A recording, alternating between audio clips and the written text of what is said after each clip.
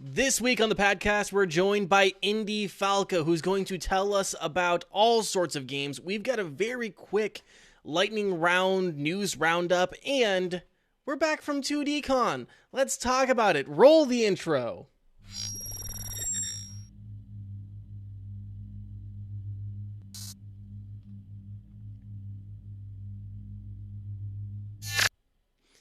I just want to point out real quick that I realized right as I hit the start button for the show, I forgot to write that section. So that was off the cuff, baby boys. That was perfect, What a dude. championship level stuff right there. Yeah. Dude. Fucking off the cuff. Guys, hello. Welcome to Next to Nothing, a podcast for gamers on a budget. I'm your host, Danie K. With me, as always, the wonderful, the beautiful, the Mr. Green Elite. Green, how you doing, dude? I'm doing pretty good. One thing I have noticed is like whenever you start, instead of saying podcast, you say padcast. Padcast. Have you noticed that? Yes. Padcast. When I go back and listen, I notice it really bad. I'm just giving you shit. I love you 100% unconditionally and faithfully, and it's no big deal. Okay, all right. So, but I'm doing good. I'm having a fantastic day. Yeah, not much. Not much. Just doing good, feeling good. Excellent. Guys, we are joined by the wonderful, the beautiful, actually kind of slightly beautiful Indy Falco 64. Indy, you've been on the show before, but for people who don't remember you or haven't met you yet, who are you, what do you do, and where can people find you?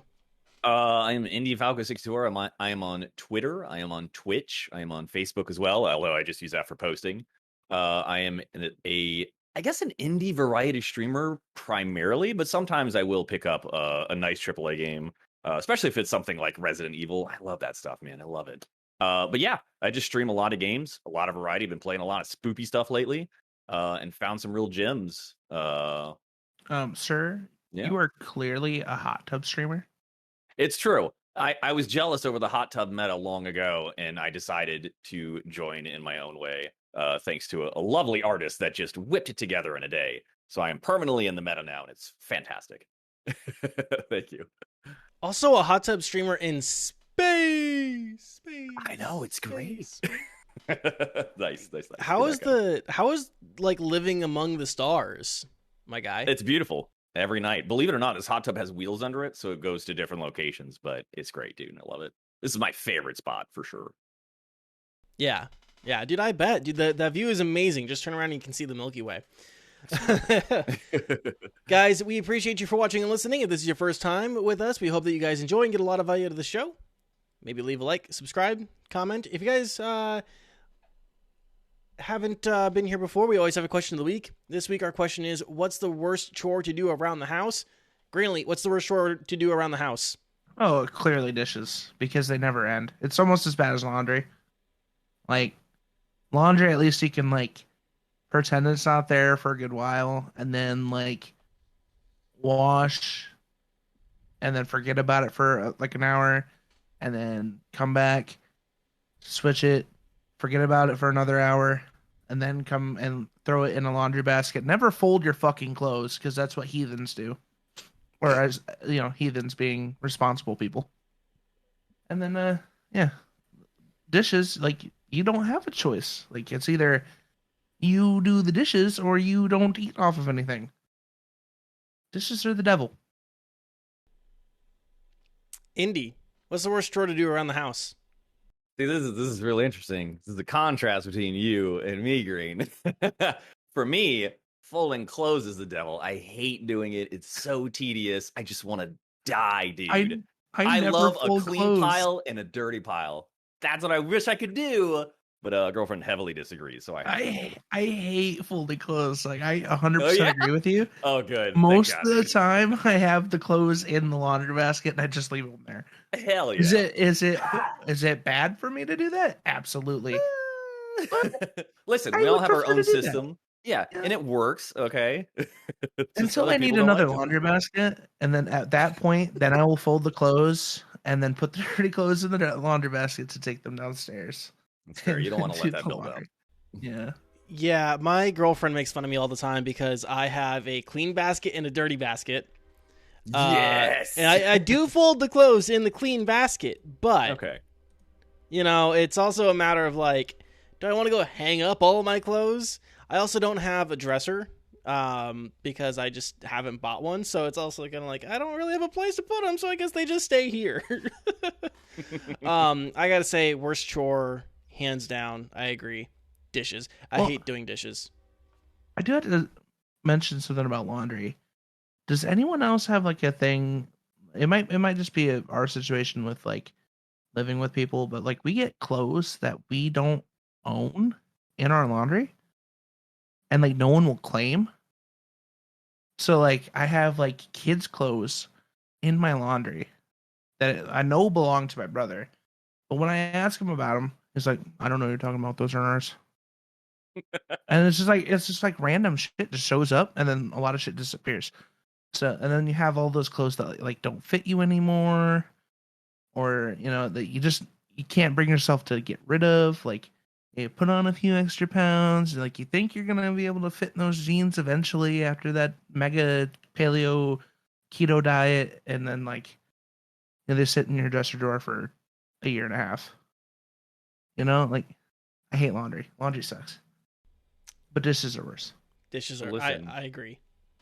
But listen, Mr. Green, have you ever had anybody wash a candle in your washer, a glass encasement with a candle in it at that? You ever experienced that? No, but my fiance has a problem. She is a nurse. Mm-hmm. And she when she gets home from third shift, she has like 4 sets of scrubs, so I had to like wash them like once a week, roughly. And she likes to forget her pens in the in them. Yeah. Oh. And a lot of like medical supplies like alcohol swabs and stuff like that, like alcohol no. wipes that are still in the package. She leaves them in her pocket all the time. And like me not liking to do laundry, I just throw them in. I don't check the pockets. Oh, same. So like there's like one of her scrub tops has like an ink stain like all over it because she doesn't take her pens out. It's a double-sided coin. Like it's my fault and her fault. We're just gonna put it like that. That's big. That's big oops. Well, guys, let us know in the comments of this YouTube video, or if you guys are joining us live on Twitch, you guys can let us know what the worst household chore to do is. If you guys also want to tweet at us, you can tweet at me at Danie K, DANIECAE. You can also see on screen the Twitter handles of these other fine gentlemen. If you guys miss any part of the show, you can find us on YouTube, Spotify, Apple Podcasts, Google Podcasts, and everywhere podcasts are found. Indy Falco, my friend. Yeah, friend. You've got a game to talk. You've got a couple games to talk about. Oh, so many. I couldn't actually get all of them, but yes, I do. Yes, let's get into Song of Horror.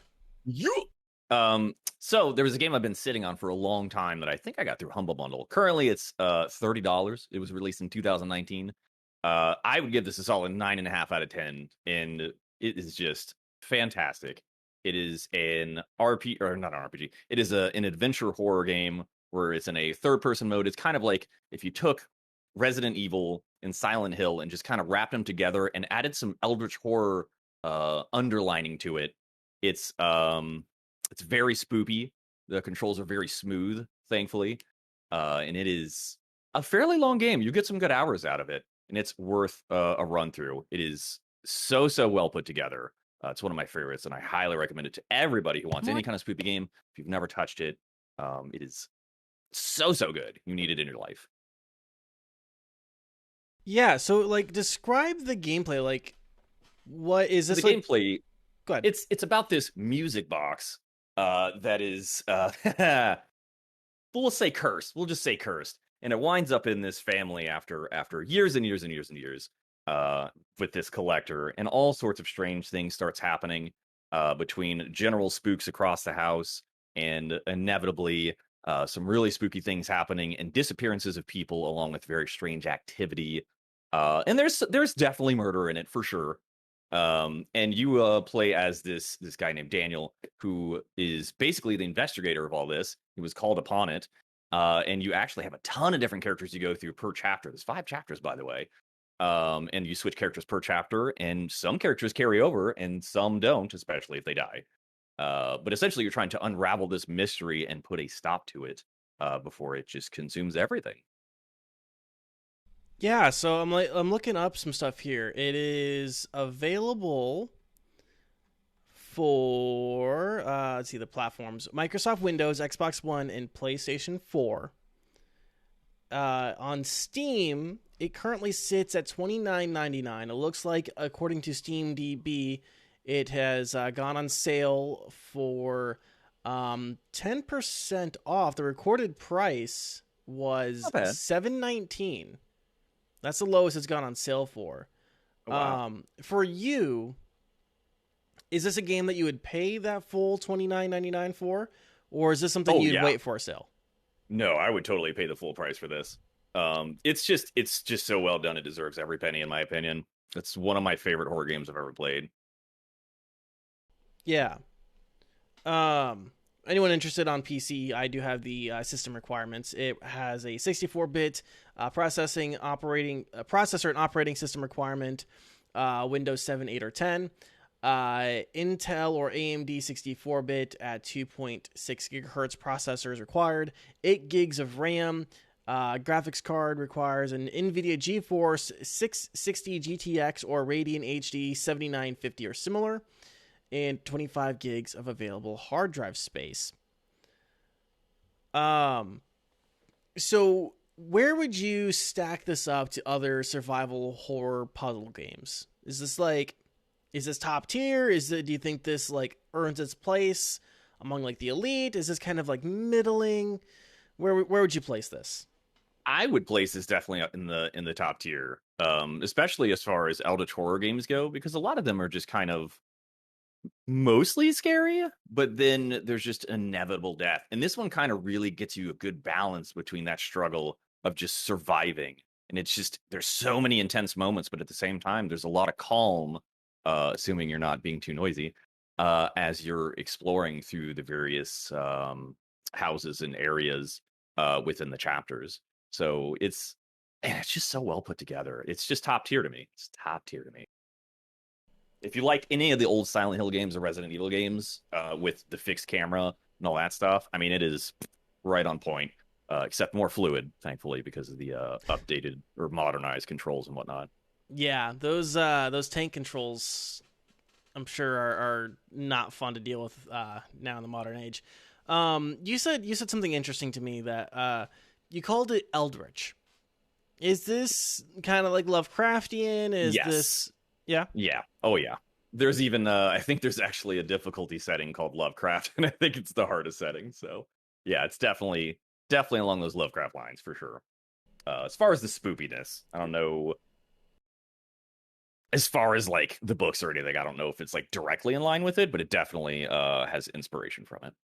When you turn it on to Lovecraft mode, does it just start calling you racial slurs? Is that the deal?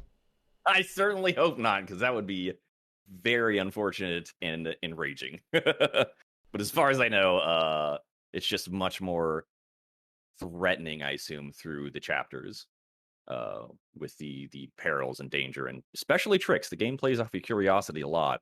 It's kind of a jerk. Kind of a jerk. Kind of a jerk. Okay, so that is. When it comes to horror, I'm never curious. It's like, no, thank you. It's pass. Hard pass. It's spooky, dude. It is spooky. I imagine Green, like if there's like a game with like an alternate ending, or like you just like run away like at the first chance. Green would probably get that. Yeah. Achievement unlocked, pussy. The monster even comes out. It's like, what are you doing? Come on, Come come back. Just want to be your friend. That monster would be so disappointed. Dude, like we had a whole thing planned here. Are you really gonna do this to us? Okay, so that was Song of Horror. You think it's worth the $29.99? Oh yeah, absolutely. Excellent. This next one, please don't torment me with the details. It's Tormented Souls. Oof. Oh, was yeah, so this one's pretty bad. cool. It's kind of, it's a little. The only thing I don't like is it's really rough around the character animations and the dialogue. It is like I don't know if I can say the words, but it's like a really God, it's just not good. But the rest of the game is actually a lot of fun. It's very spoopy. It actually takes a lot of the same inspiration, I think more from Silent Hill than anything. But it has that same fixed angle, free motion control, no tank controls, which is great. But it's very fluid, especially when going between the fixed cameras in the game. They do a lot of really good camera work in it, like all sorts of angles and twists and turns and like twisting through certain hallways and stuff. It's great. But this is essentially about some girl who has found this photo of these twins. She kind of has like this psychic punch in her brain. And essentially she goes looking in this manner, gets knocked out, wakes up in a tub with a tube down her throat and a missing eyeball. And then she's like, man, I should figure this out. And so she tries to. So you essentially explore this gigantic mansion, kind of in a Resident Evil fashion. It's pretty big, or a mental asylum. I'm sorry, mental institution. And it has some really gross and creepy creatures and creepy and gory findings along the way. The fighting mechanics are pretty cool. They're pretty okay. Like I said, some of the enemy and character animations are kind of stiff. It should be a little more fluid, which is a bummer. But nonetheless, it is very spoopy because there is a kind of a struggle between trying to keep things lit so A, you can see them, and B, so that the darkness does not take you and I guess kill you or absorb you or something. Something in there grabs you if you stay in the dark too long. So you have to kind of struggle with staying near some kind of light source and otherwise fighting off creatures that are chasing you and slashing you with weird claws and other stuff. But yeah, it's a really good game so far. Other than the story and stuff, I'd probably give it like a 7.5, somewhere in there. But I enjoy it because it is delightfully spoopy. I love it. How would you rate the attractiveness of the main character? 11 out of 10. I'm not gonna lie. Even with the missing eyeball, still 11 out of 10. I'm guessing you're looking. No, I was watching you yesterday. Oh yeah. You kept saying. Yeah, it is a very broke the brackets. Yep. So the game is available on PlayStation 5, 4, Xbox Series X and S, Nintendo Switch, and Microsoft Windows. Checking Steam real quick. It looks like it is currently retailing for $19.99 and has not gone on sale. So I guess the question is it worth that $19.99 to you, or is this a game that people should wait for sale? And this is hard for me because I'm used to older games where it was like $50-$60, but you just got a full-fledged, minimum 8-hour game out of whatever you were playing. But for this, it's really well done so far, aside from the stiff mechanics that I mentioned. $20 seems like it's low, but at the same time, it's man, I just wish they could have put a little more effort in. So it's kind of hard for me to say I'm on the fence with this one for that $20. For me, I think I'm okay with it. For anybody else, I don't think I would wait for a sale, honestly. Maybe $13-$15 is probably a better price for this.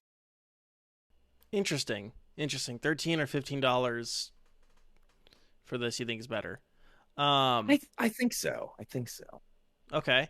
The gameplay, I'm kind of curious. Would it translate well? I guess I should ask, how did you play it? Were you on PC or were you on one of the other systems? I was on PC. I used the controller for that and Song of Horror.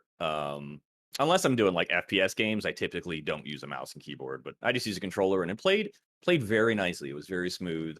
Haven't really run into any rough parts yet. It's all just buttery smooth. Gotcha. And I'm apologizing if I'm going to make you kind of repeat yourself here, but how was the horror with this game? Was it so? Go ahead. It's not as scary as Song of Horror, in my opinion, but it still has plenty of spoopy moments. You can hear creatures through walls actually, so it can kind of unnerve you and make you a little uncomfortable because you'll go into this room with this fixed camera angle and you're like, oh God, where's that noise coming from? It sounds close. And if you hear very loud clanking, which is usually metal claws or something horrific to stab you with, that probably means something's in that room. So it kind of keeps you on edge. And especially there's so many rooms that don't have light, and all you can do is hold a lighter. Like it's like one item at a time kind of thing. So it really keeps you on edge. It's good. There's a couple of jump scares, but they're not that bad. Not as scary, but it's still spoopy and enjoyable, especially if you like anything spoopy at all. Yeah. How would you like what kind of genre is this? Is this like body horror? Is this like Lovecraftian cosmic horror? Is this This is definitely body horror. If we're gonna, if you focus on the gore, for sure. Think Silent Hill and the weird creatures like just strapped by their skin to like fences, just blood. Sometimes you just find body parts. Definitely a body horror thing. I mean, you wake up with a missing eye, and she even looks in her empty eye socket. It's pretty gross. Yeah. So some psychological, some body horror. Okay. Yeah. Green, anything you want to mention? Not really. You explained it pretty well from what I've watched. Not my cup of tea. So, Green, how many likes in order to get you to play one of these games? Oh man, sign me up. I'm already gonna go ahead and say, oh come on, no to Song of Horror. To get me to play Tormented Souls, I would probably need the YouTube video to get 60 likes. Oh. 60 likes? 60 likes. Wow, you're setting the bar really high. Yeah. You're set that I mean, it's obtainable. It's obtainable. It's obtainable. We've gotten close. 60 likes. 60 likes? Yeah. 60 views. 60 views. Okay. Yeah. At least. I don't want to say it. I don't know how many likes. How about 15 likes? No, that just seems too low to me. Seems too low to me, Chief. What if we do 60 views and 15 likes? Then you get then you play Tormented Souls. All right, we'll do that. Excellent, guys. If you want to see Green Elite play Tormented Souls, 60 views, 15 likes on the video. I can't stress this enough. I do not like horror games. Period. Oh, this is gonna be good. None. Nothing. Call of Duty did like a box opening scare thing last Halloween. It scared the piss out of me every fucking time. So it's awful. I don't do it. It's not me. It's a no for me. You gotta really earn it. You guys heard him. Y'all need to earn it. That's the goal. 60 views, 15 likes on the video. Yeah. You won't. Bet you guys won't. Y'all couldn't get me to play Cuckold Simulator. That's on you. Oh, okay. They couldn't do it. They couldn't. What about Boyfriend Dungeon? Looks pretty dope. Boyfriend Dungeon's a legitimate game, though. Cuckold Simulator is. If you ask Zombie Potion, that Cuckold Simulator is a real game, sir.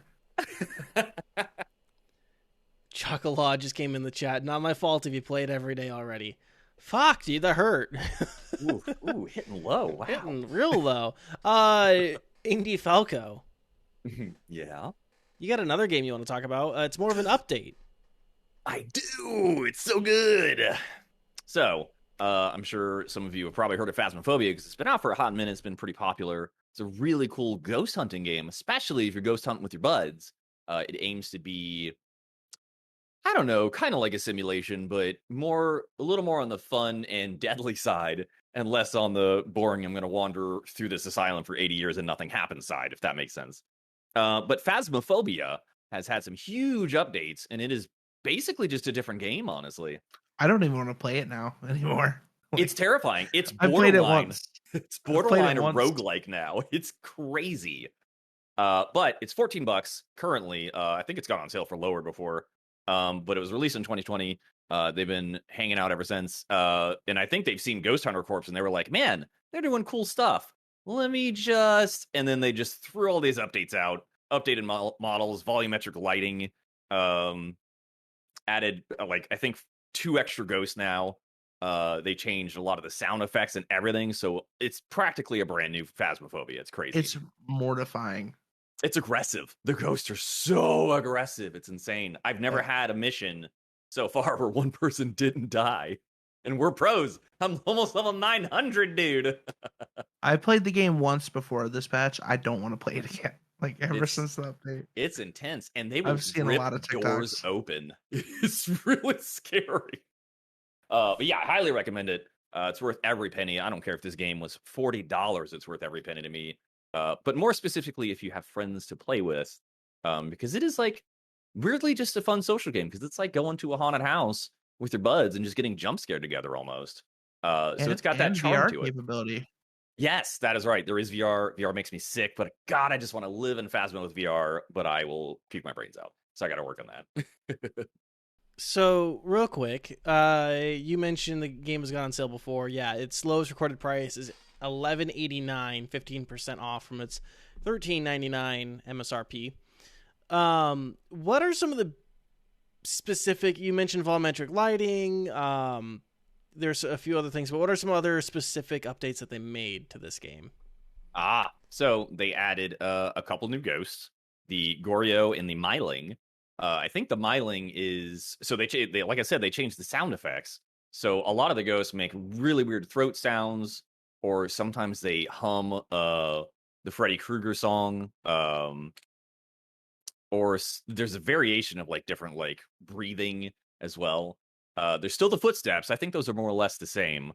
But the Myling actually is a much quieter ghost.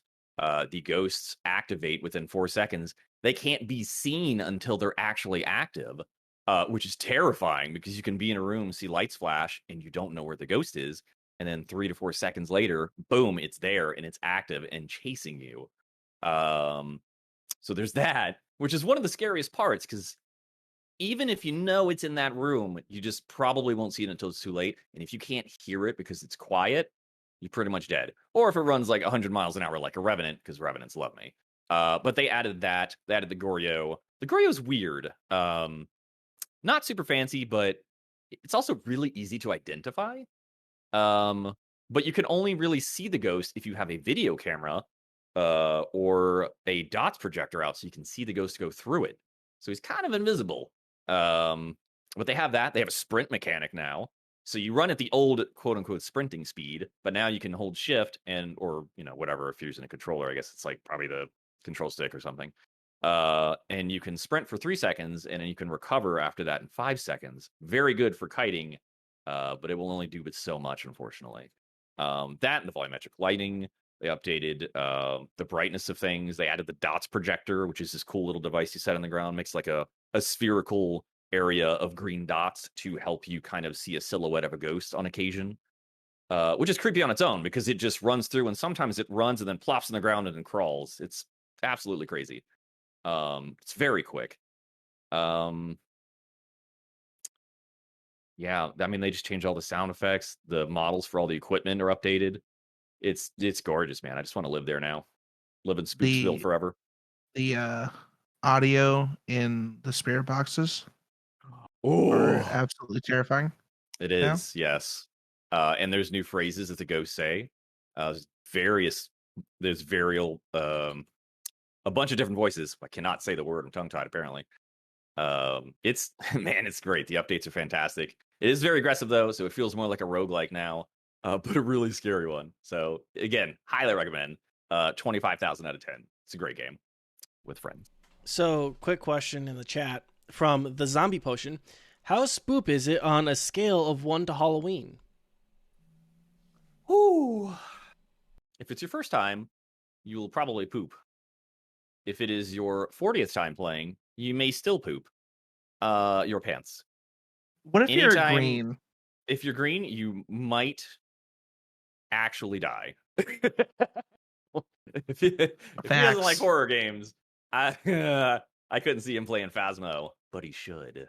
Everybody should. Anything else that we want to add onto this conversation? Anything? Anything No. else we want to add to Phasmo? I don't like talking about horror games, so just so we can move on. Mm-hmm. All right, yeah. Indy, you've got one more thing, and then we'll probably take a break here in a minute. Tell us about Isaiah's Creatibot. So this was brought up to me by my bud Casual Knowledge, who's got me into streaming to begin with years ago. But he mentioned this and showed it to me, and I'm like, oh my god, every streamer should use this, even if it's just a teeny tiny bit. So I haven't been very happy with channel points for Twitch. They don't really do everything I want them to do, and that it's just such a bummer. And there's no audio notification for me normally, which is also a bummer because then I have to like stare at a queue off to my side and try to remember, 30 times a stream, and I suck at it, right? So there's this Isaiah's Creatibot that he showed me.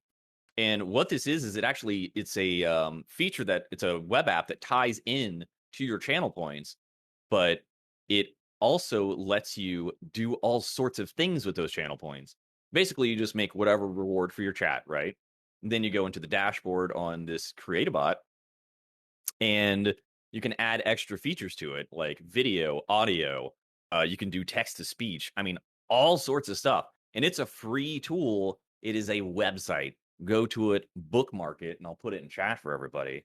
It is 1,000% worth using. It looks a little tricky at first. Like for me, it was overwhelming because I've only looked at it for maybe like 20 minutes because I've been so busy. But it looks incredibly useful. So I highly recommend using this if you are a Twitch streamer. I think it only currently supports Twitch. I think that's the only option right now. But hopefully there'll be more support for other platforms soon. We will see.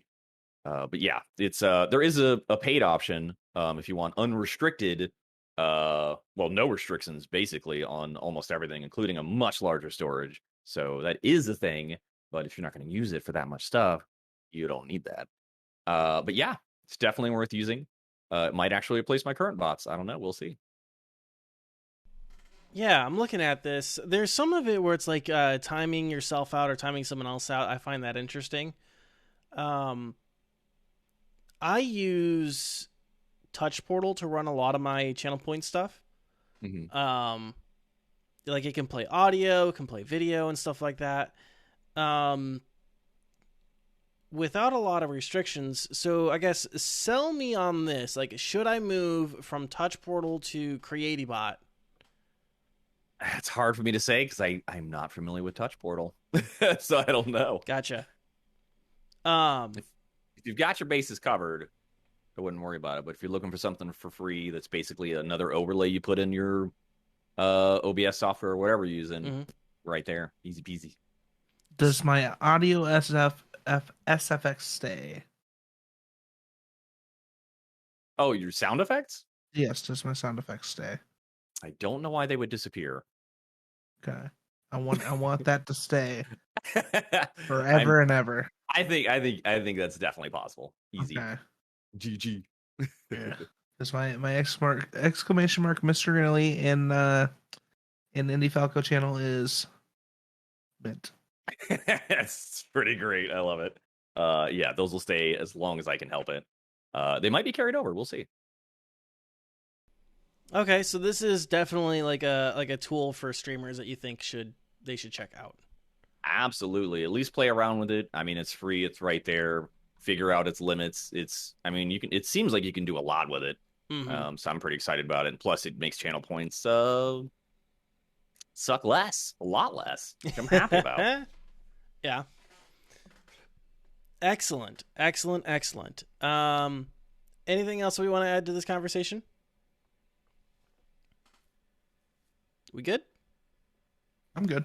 I think so. All right, let's take a quick break. Guys, we'll be back in 2 minutes. We've got a whole news roundup, and then we've got 2DCon to talk about.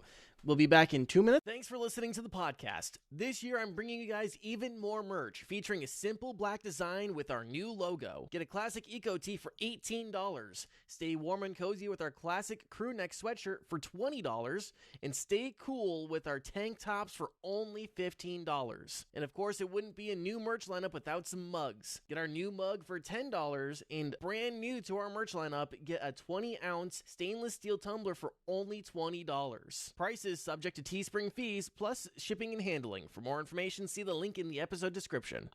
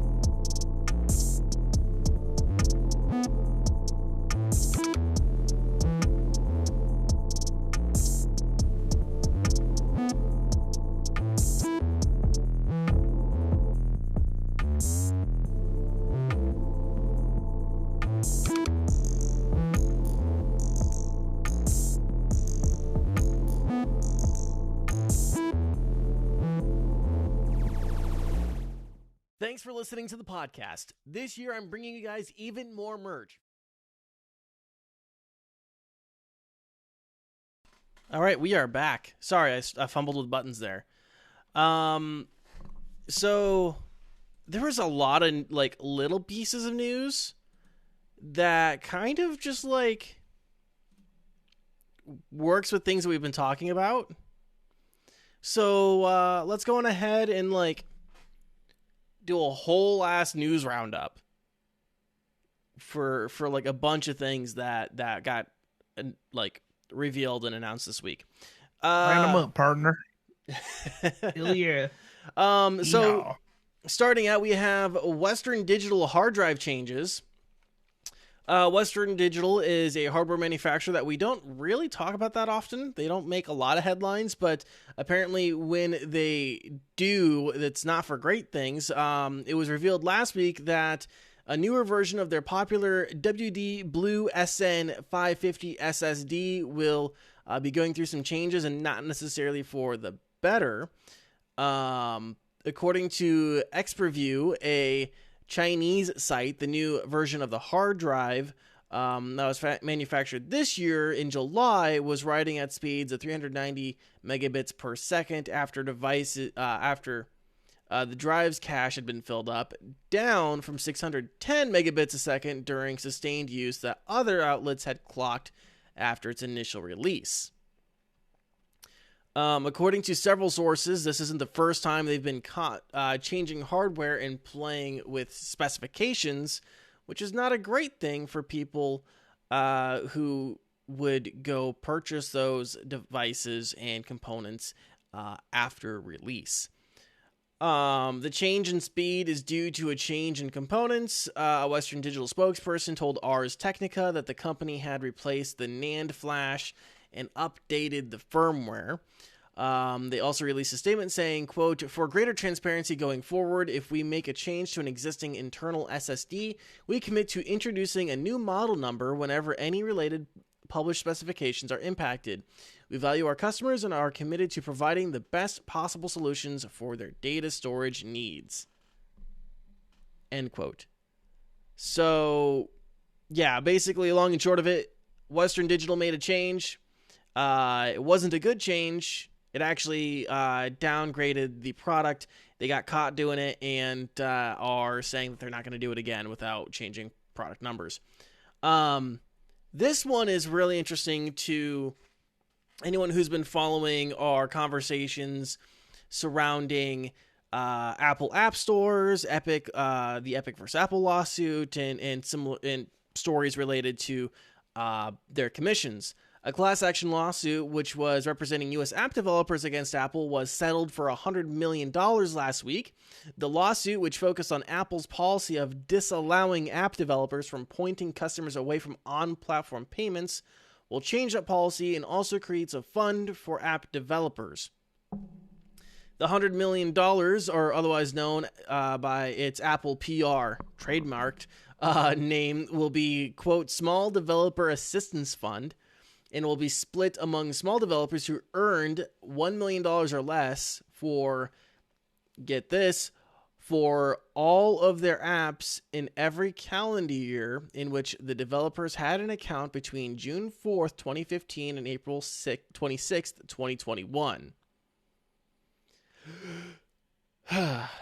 So I don't know how many app developers are going to get a slice of that pie, but it's available to them there. Some other wins for developers include a promise to keep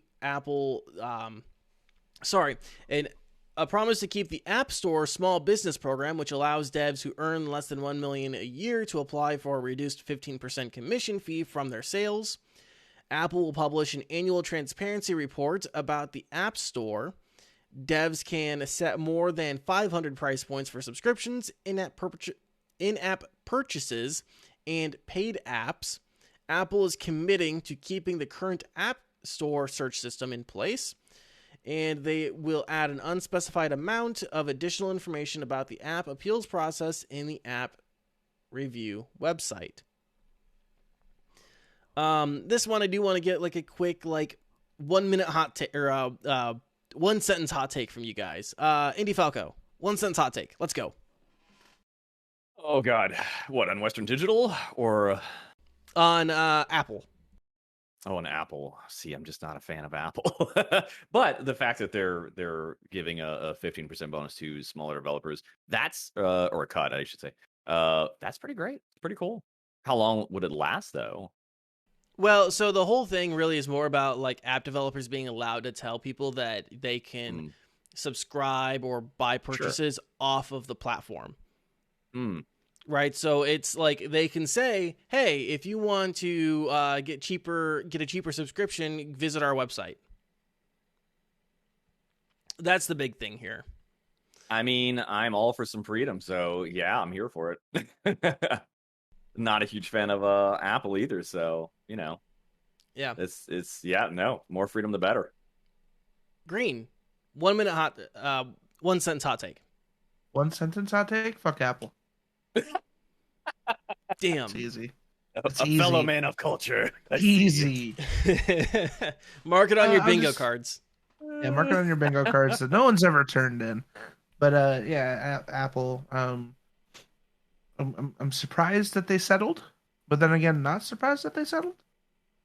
But I mean, this can only mean good things for both consumers with Apple products as well as developers of apps for said Apple products. So yeah.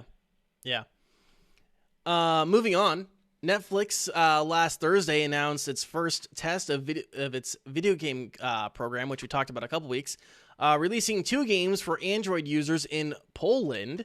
The games are on both Stranger Things titles, being Stranger Things 1984 and Stranger Things 3. They are also being downloaded and installed, not streamed like many people speculated. Netflix is stressing that this is a first step and that it is committed to bringing games free of ads and in-app purchases to customers. Quick little take from me on this. I find this really interesting, seeing as it needs to be downloaded and installed. That means that they might be struggling to get onto iOS unless the games get listed as free on the App Store and you have to log into them to access your Netflix account, or log into your Netflix account to access them. Also, I know you guys can go see our episode of the Bendachi where I kind of lay out my predictions. I really hope my predictions come true. Not only do I want to be right and smart, but also I think it's just a great idea that maybe they just have party games that you can access on your fucking smart TV. That would be pretty dope. Come on. I want to play Jackbox on my Roku TV. It's not that hard to do. Come on. Let's real quick, Green. I kind of feel like they're riding that Stranger Things thing. Things. I don't know. I'm excited to see what Netflix games does. Hopefully it's not something that's like super tanky like Stadia was, or what Stadia could have been. I don't know. Well, I Yeah. mean, the big difference here is that it's not Stadia because it's not being downloaded or it's not being Yeah. streamed, right? It's not being streamed. They're installing the device. They're installing the game on the device locally. Yeah. But I mean, what's to say they don't do that in the future? True. True. You know, especially through the Netflix app on say smart TVs and cheaper laptops and cell phones and stuff like that. So True. I don't know. Well, it'll be interesting to see how Netflix evolves with their gaming category. But you heard it here first. Netflix is going to get a streaming section. I could see some games getting streamed, like small, like party games. Like I said, like if they have like a whole party games or social games section. Oh no!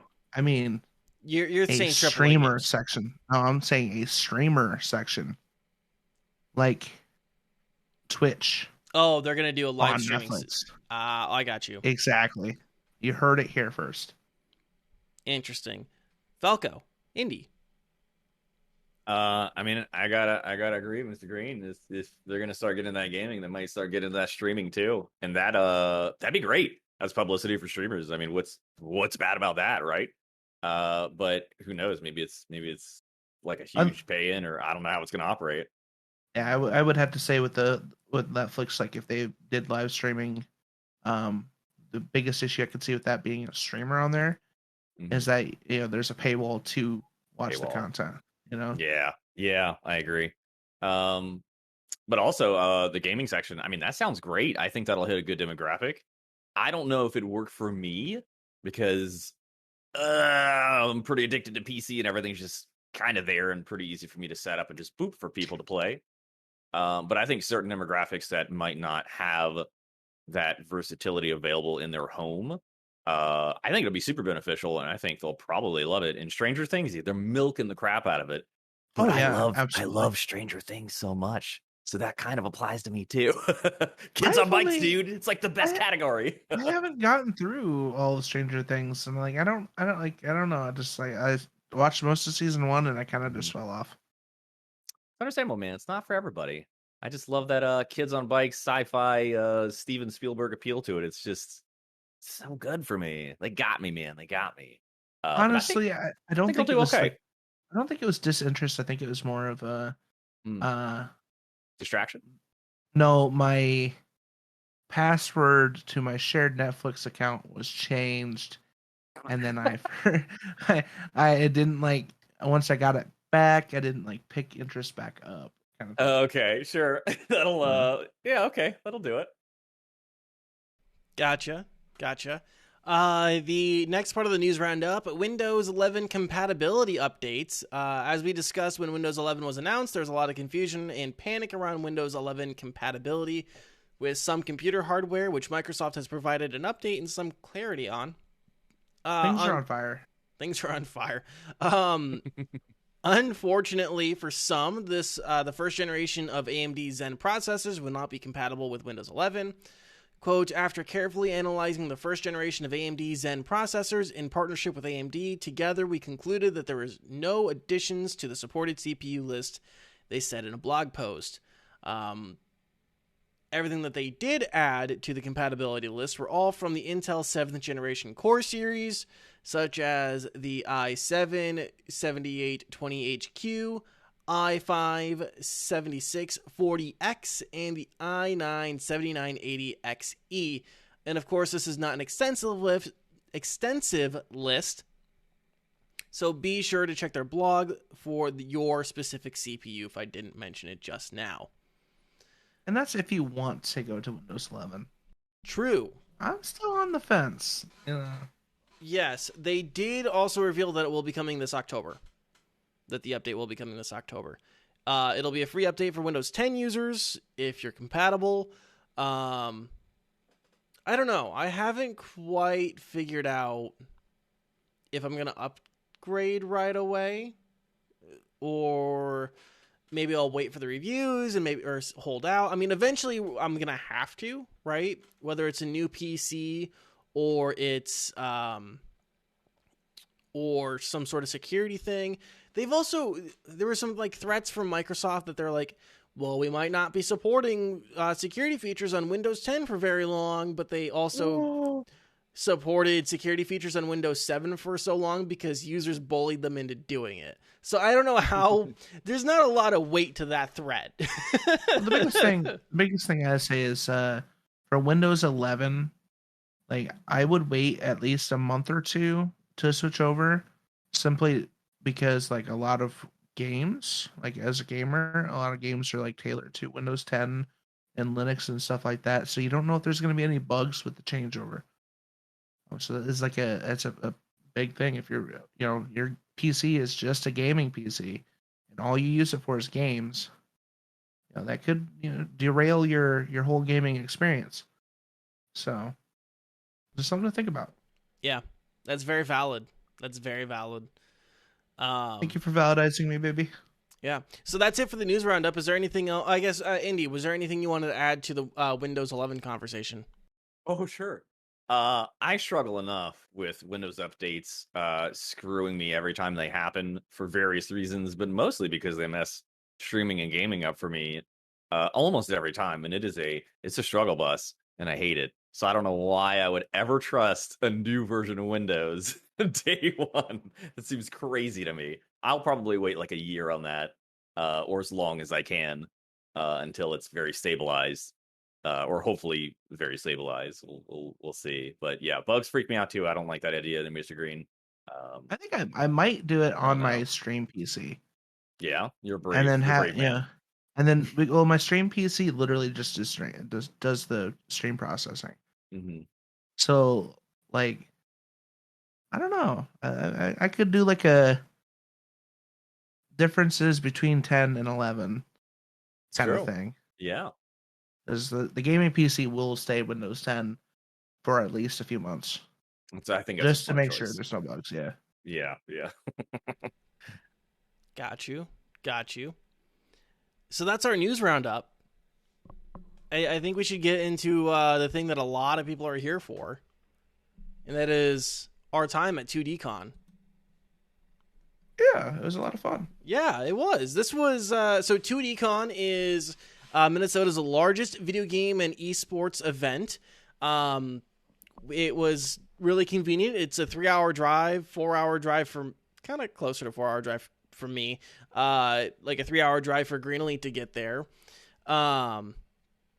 It was held at the Hyatt Regency in Minneapolis, which was a gorgeous hotel.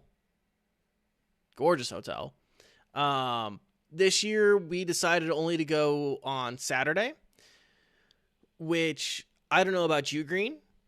I feel like next year we definitely need to go Friday and Saturday. Yeah, 100%. If not all 3 days. All 3 days, yeah. Not because necessarily we missed the meetup. We missed the Twitch meetup. And there's other things that I also wanted to check out and like see panels and stuff like that that were on like Friday. But yeah, so we went Saturday this year. And I don't know. I'll just kind of go through the whole thing, like what was there, what we did. And Green, you can just stop me anytime you want to add something. Yeah. Okay. So for our group, the market and the arcade were the two biggest locations. There were also some panels in esports. We actually didn't go to any panels. None of them really seemed interesting, and we also had other plans and other people who weren't necessarily super interested in the con with us. When it came to the esports stuff, we did sit and watch the Rocket League finals, which were really fun. And they seemed like they had a pretty tight show that they were running when it came to the esports stuff. Like there wasn't it wasn't loose. They had good commentators who were really entertaining, who were really, they were kind of hamming it up, which was fun. It's fun. It's fun when commentators want to ham it up and not be super serious esports boys, right? And And I would say if you haven't watched esports like in a live setting, definitely something to check out, because I've not been like a huge esports fan, but being like in the auditorium and watching people play Rocket League, where you can see the players and you can see the screens and you know you're there with other people, it's fun, right? It's the difference between watching a live football game and watching it you know, at home on the TV, right?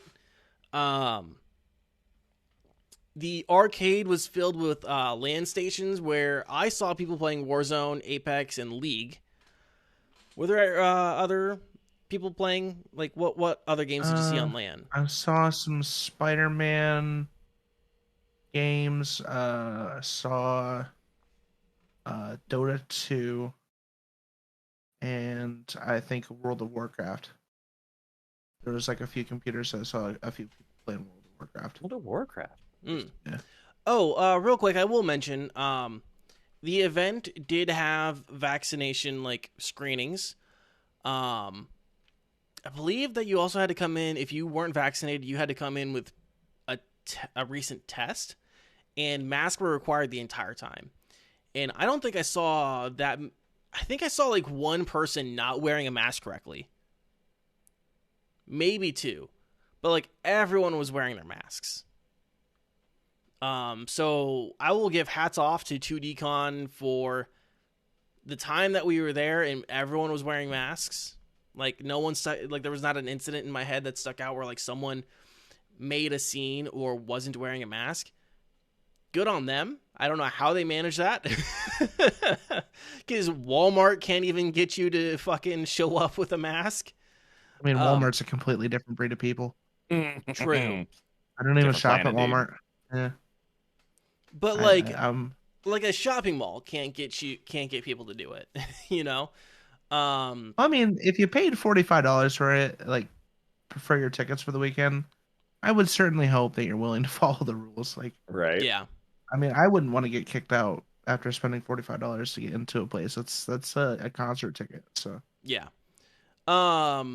There was in the arcade there was also some retro stations set up. I played some Time Crisis 2 on the PS2 for a bit, which is fun. Oh my god, beautiful. Yeah, they had like so the arcade was kind of split up into like 4 zones. Like you had the actual arcade machines, which kind of had its own like sub zones. There were some pinball machines. There was some rhythm games. A lot of imported Japanese arcade machines. And then there was like an entire section of retro. There's an entire section of like retro machines. And then you had like the LAN stations and the PCs. And then like another section you had consoles and like retro consoles and stuff like that set up. So I think there's for sure like PS2s. There were I want to say there's like some GameCubes set up. And then further over was the Indie Island, which we'll talk about in a little bit. There's also like a VIP section where like sponsored by the Minnesota Rockers. Yeah. Which like it looked like you could get like free Red Bull and stuff in there, but you had to pay for a VIP ticket, and I'll be honest, it looked a little lame. Not to be mean. A lot of cosplayers there too. Yeah. Because they did a cosplay contest, I think, on Saturday. Mm-hmm. There was like a little lifeline, from Apex, which was really cool. Oh yeah. There's a little. She had to be like 8. Oh no, I think she was older than that. I'm sure she was like 12-ish. 12-ish? Okay. Yeah, she was a little too tall to be 8. I barely remember. I like saw her and I'm like, "Aw," and then like looked away because I was playing a game. and then I also found out during the con that Danie is a Baraka slut. We did play on an old Mortal Kombat arcade machine, and I kicked his ass. Mortal Kombat 2. Oh, beautiful. I beat you once with Liu Kang. True. I think what did we do? Tie 50-50? I think we tied up 50-50, so nice. But yeah, there was like I said, some retro pinball machines, some retro arcade machines. There's a TMNT, Battletoads, and some imports that were there as well. He A said lot there's of the pinball machines were for sale too. yeah. Which like there was a the Mandalorian pinball machine, and I shit you not, if I had $4,000 to pay for that pinball machine, I would have bought it. Because I like pinball machines. Pinball machines are fun. They're cool. They're exciting. They're flashy, and like who doesn't like playing pinball? Mhm. Yeah, you get to transcend through time, and you get to just see all that beauty. It's just all the noises, everything, man. It's I think magical. that yeah, there was like a company that brought like a bunch of pinball machines there that were for sale. So Yeah. There were rhythm games, a lot of imports from Japan. yeah, we played that Gundam game. It was fantastic. Yeah, there was a Gundam arcade machine with 4 stations on it, so you could do teams of 2v2. We got our asses handed to us by some like 13-year-olds who absolutely destroyed us. They dicked us demolished down. Oh, they knew. Dirty. They practiced. Dude, I'm glad I didn't put money on it because they would have fucking took my wallet. To be fair, Arcade sharks, man, you got to be careful. to be fair, they like the whole system was in Japanese. True. There were no English voice lines. And we had like the first round we played, we were figuring out fucking controls. True. Okay? Yeah. So the second round was a better match. However, they still did dick us. So. Yeah. I literally just chose my character. I'm like, oh, I recognize that one from Iron-Blooded Orphans. That's how I chose my character. I'm like, oh, that's the main like Gundam fighter from Iron-Blooded Orphans in his Gundam Barbados. So I'm just gonna go with that one. I saw one and I'm like, oh, this one's pretty. I'll pick this one. This one looks cool. This one looks badass. I'll pick this one. This one looks like it can do some fucking damage. Yeah. But, yeah, and then there was like the big drum machine that was there, and then a few rhythm machines where like there's like this circle of buttons with like a screen, and then like from the center it will like emanate like a beat, so you have to hit the buttons to the beat. that one was very Japanese too. Like there was an anime girl at the intro and everything. Like, perfect. Yeah. Oh, there was one that I played that was a DJ simulator. So you had like a row of I see 3 rows, so 12 buttons, 3 rows of 4. And you had to hit the buttons to like a beat that like would, and the indicator like would light up and spread out the noise, right? So it would like boo and like slow. So you had to like, as it hit the edges of the buttons screen, you had to hit it, which was pretty fun. I did horribly at it, but it was pretty cool. It's like fun to see that one. There were some like basically Guitar Hero ones with like a full drum kit and the guitar next to it. I don't think you could play them together. At least it didn't seem like you could, but yeah, I'm trying to think of of course DDR. There's always got to be a DDR. Yeah. It's necessary. Mm-hmm. So that was like the arcade. Again, we spent a lot of time in the arcade and the market. Green, you want to talk about your time in the market? I love the market. I fucked up in the market. Yeah, so like I got persuaded by a beautiful set of D&D dice to purchase them. Which then turned into me spiraling and buying 2 more sets. So I never bought D&D dice before. I bought a set. They are very pretty. It is very addicting. I already want to buy another set. So it's a slippery slope. Have fun. Yeah, it has like now spiraled into like I'm researching D&D like a lot. Yes! And I want to build a D&D table, like a digital table, and like I want to buy all the books, and I don't have any money right now, so I can't do any of those things. But I have a solution for that we'll talk about later. oh my. Yes. I do have a question though, Green. Are you gonna post those dice anywhere? I sent a few pictures to people. You should. You should post them on Twitter or something so people can see. Because I have this like LED light, and I took a picture of the one with the starlight. And it looks very pretty with the light under it. So, I might. I'm no professional photographer like Denny K. Only professional when people ask me to be. There was also a card and tabletop section of the con. We only really peeked around in there quick. None of us brought like Magic the Gathering decks or Yu-Gi-Oh decks or anything like that. And I think you also had to like reserve some space if you wanted to do tabletop or something like that. There were some people going ham in there. Yeah, like an episode of Yu-Gi-Oh. Straight up. Just fucking pot of greed.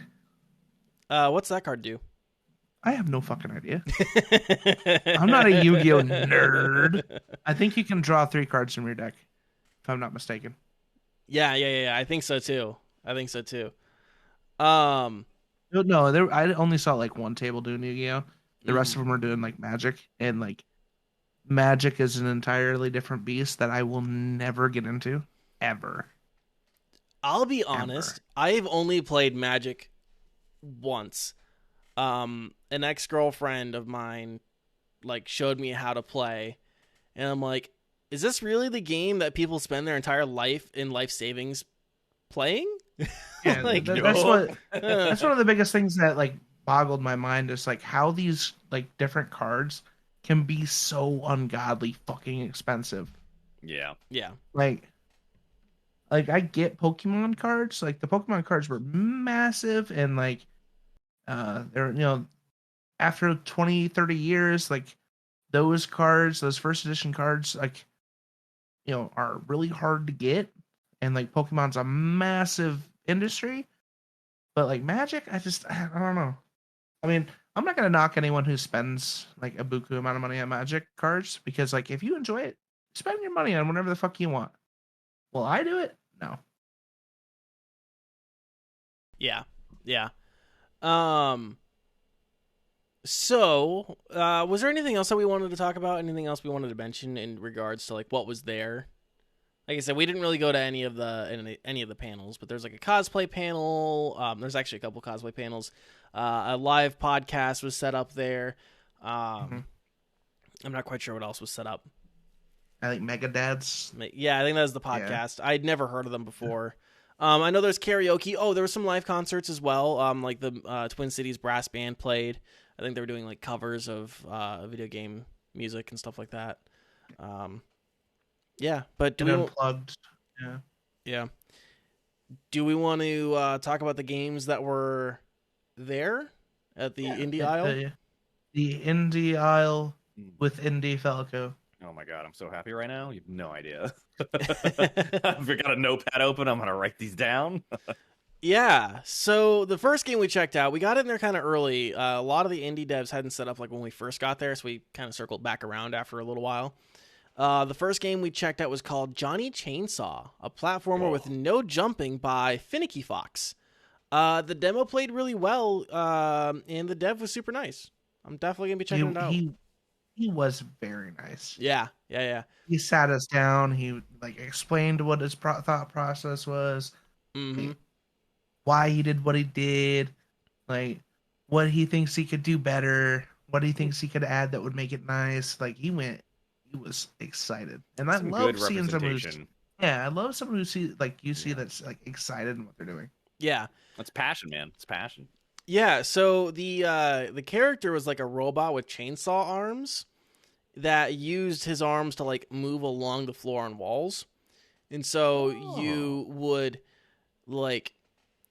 skitter along the ground and then like climb up something and then like try to like basically use your momentum to go from edge to edge.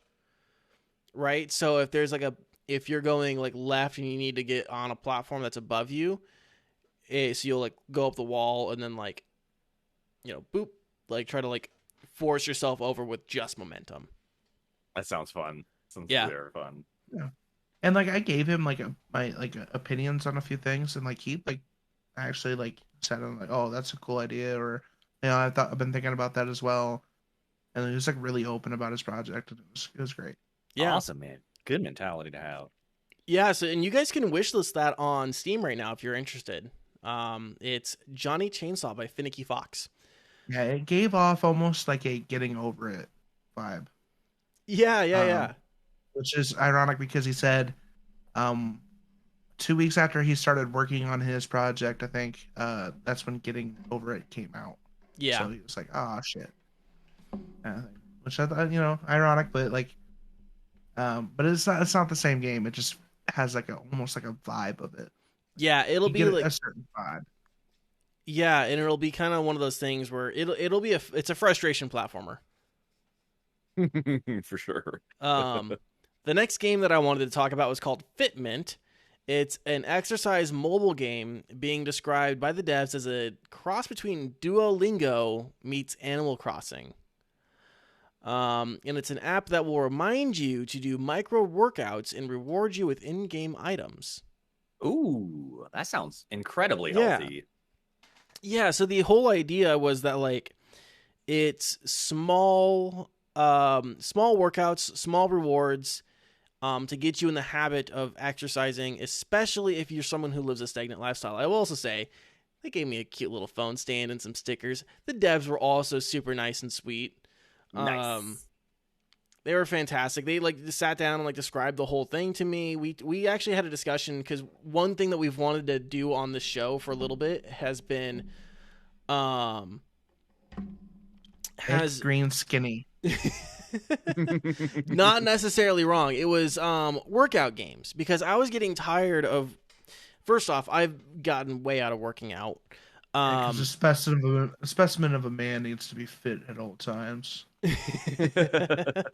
But like I was getting really tired of my workout routine and wanted a way to refresh it, and I was like researching fitness games and I wasn't finding anything that was interesting. Like the only one we found, like Green and I found, like we were discussing it over Discord, like trying to find stuff. And yeah, you recommended me a super fucking rude video game. I didn't recommend it. There's a difference between saying, hey, we should look at this and possibly review it for the show, and recommending. Okay? We looked at it. It was called Burn Your Fat With Me. There's two versions of it. One a male with and a female. A male and a female, where like basically your husbando or waifu negs you into working out, and all you can do is fucking crunches unless you pay money. Oh, that's terrible. Crunch is the worst. So yeah, I'm actually really interested in this. I signed up for the beta testing or the play testing program. I really hope I can get in. I think it looks dope. I also got some cute little stickers from them too. The last one that I wanted to talk about, and then Green, I'll let you talk about some of the games that you saw there. I had a conversation with a dev of a new tabletop RPG called They Stirred, which has a quick start guide available on itch.io for $1. It's a zombie survival RPG that is pretty rules light according to the dev.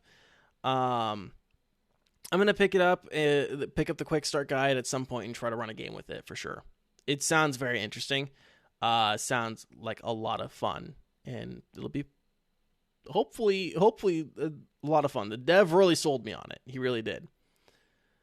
Green, what did you see there that you want to talk about? I think the only thing that like I did have a negative one, and that was a game that's already out on Switch, called Widget Satchel, where you play like a ferret who is on a spaceship, and the captain, I believe, accidentally drops his satchel, and then the ferret steals the satchel and starts putting parts into the satchel. So the more parts you put into the satchel, the more weighed down and encumbered and burdened you are, so that you can't run as fast or jump as fast. It was kind of like a puzzle game. The controls were kind of wonky. The game made absolutely zero fucking sense. Like, I think the best part of the game was you were playing as a cute little ferret, but that's like the only thing the game had going for it. It was a Bummer. yeah. All the other ones were like fantastic. We sat down and we played, uh, Johnny Chainsaw. We looked at Emery as well, which looked like a fun RPG game. What was that bullet hell that we sat down and played? Ooh, I love bullet hells. Oh yeah, that one was fantastic too. Astral Gunners. Astro Gunners, that was great. I actually need to put that in my Steam wish list. It was like a well, I mean, I don't know if it was just for consoles or PC, but like it was like very controller heavy, so I don't know how it would translate to keyboard and mouse. But like it was like those old school like bullet hell, scrolling along and shooting and stuff like that. And it was 2-player co-op, which Danny and I played. It was super fun. Like There even needs to be more co-op. Yeah. yeah, and I think like Danny had a was it a Super Nintendo or a Nintendo? I think it it's a was Super Nintendo. Yeah, Super Nintendo. So I mean, it works on other controllers. So, and I don't foresee this like not being able to play like mobile, or like the Switch or something like that. I feel like it could even port over to like Raspberry Pi. Oh. And play on like a PC, on like a TV plugged into a Raspberry Pi. Don't quote me on it. I feel like it should be able to. I don't know if that's what they're actually releasing to it. I need to look more into it, but it was very fun. Astro Gunner is what it was called. So Yeah. Astro or Astral? Astro. Oh. Was it Astral or It's Astro?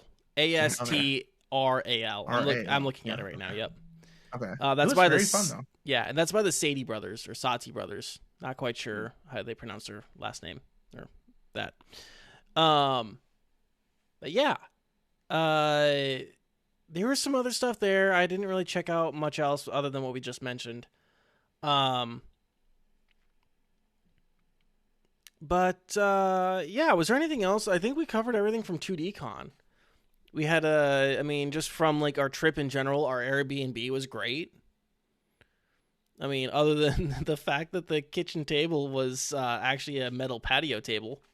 Yeah, and like there was like a giant pear, and I suffer from a specific type of OCD where I like things that are even. If something is uneven in any way, it bugs the absolute fuck out of me until I'll have a hard time sleeping and stuff like that. Like a lot of the stuff in the house is slightly uneven, and it drove me absolutely fucking batshit crazy. The tiles in the kitchen were awful. I didn't even look at the floor because he told me that the tiles were off in the kitchen. I didn't even look. Yeah. I'm like, fuck that. If I don't see it, it's not real. Yeah, we went to a Korean barbecue place, which was absolutely delicious. Very, yeah. And we got soju at the liquor store. Drank a lot of soju over the weekend. And what else did we do? Oh, we also had pizza from QC Pizza, but it was okay. Yeah, it was all right. Yeah, I couldn't complain. I mean, for Yeah. pizza, it was good. I mean, it wasn't the best pizza I've ever had in my entire life, but it was good. Yeah, I wouldn't kill a man over it. Yeah. It's definitely no Giordano's, you know. Yeah. Yeah, it was not worth committing a felony. Yeah. Was there anything else we wanted to mention? I think that was about it from 2DCon. I think that's it. All right, well, I think we should wrap up the show then. Indy. Yeah. What's coming up on your channel? And for the people who missed you earlier, who are you and where can people find you? What's coming up in your hot tub, my guy? What's coming up in my hot tub? All sorts of stuff, man. Mostly fart bubbles. But I am Indie Falco 64. I am a very avid indie variety streamer. I'm just all over the place with stuff. I love spoopy stuff. I especially love roguelikes to just no end, no matter how painful it is. But I play a lot of that stuff. I've been playing a lot of spoopy stuff lately. I just finished Resident Evil 3. I'm starting Resident Evil Code Veronica.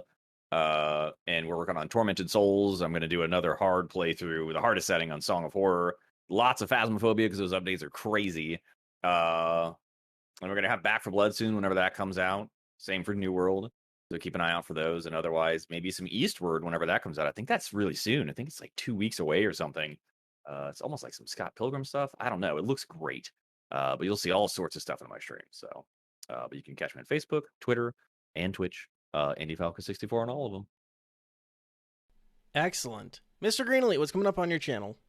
Lots of Destiny. I've been playing a lot of Destiny, and I've been enjoying Destiny, and I cannot complain about Destiny right now. This is being 100% honest. I've actually been really enjoying Destiny. They brought crossplay. I've been playing with some old friends. It's been great. I'm going to try to sneak some Hunt Showdown in there because I haven't played Hunt Showdown in a minute. And try to sneak some Apex in there because I did pay for the Battle Pass, so I kind of want to try to get as much of the Battle Pass as I can done.